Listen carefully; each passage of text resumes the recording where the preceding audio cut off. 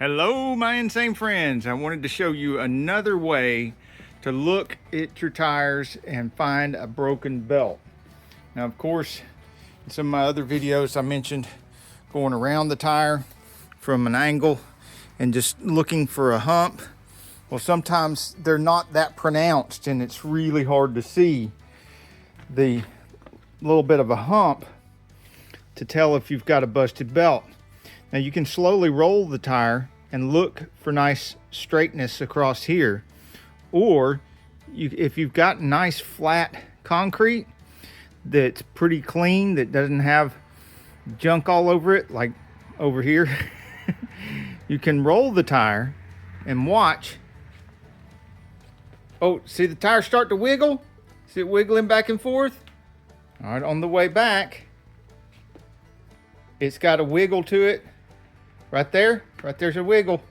It's starting to wiggle.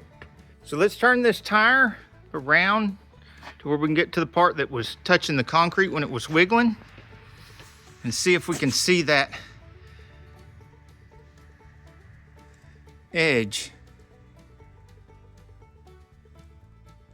Just let it go. Oh, look at it wiggling around. It's definitely got a broken belt in it. Let's get the straight edge. And right here, you can see there's light under it over on the left. Oh, quite a bit. And up here on the right side, it's bulging up along here in the tread.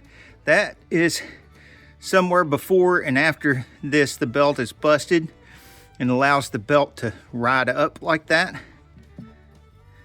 And so as it's rolling, when it gets to that spot, it does the wiggle.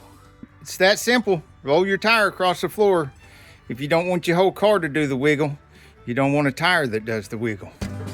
Shopcat says check out our playlist on the manual tire changing machine.